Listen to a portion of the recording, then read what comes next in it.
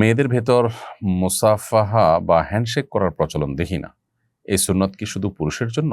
মেয়েরা কি পরস্পরের সঙ্গে মুসাফা করতে পারে না? হ্যাঁ, মেয়েরা মেয়েদের সাথে মুসাফা করাও সুন্নাহ দ্বারা সাব্যস্ত। নবী সাল্লাল্লাহু আলাইহি ওয়াসাল্লাম মূলত এখানে সাক্ষাতের সুন্নাহ হিসাবে মুসাফাকে উল্লেখ করেছেন। সো পুরুষ এবং মেয়েরা মুসাফা করবে।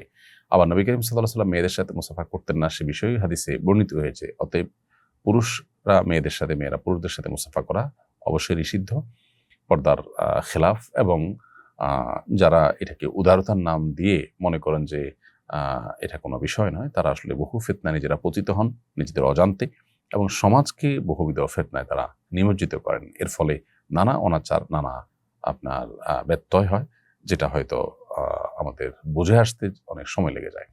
কিন্তু শরীয়ত যেটাকে নিষেধ করেছে সেটা মানব জাতির কল্যাণার্থে নিষেধ করেছে, আমাদের কল্যাণার্থে নিষেধ করেছে। সো একজন নারীর সাথে, একজন পুরুষ সাথে হ্যান্ডশেক করবে, মুসাফা করবে, অর্থাৎ এখানে গায়রে মাহরাম নারী পুরুষের কথা বলা হচ্ছে।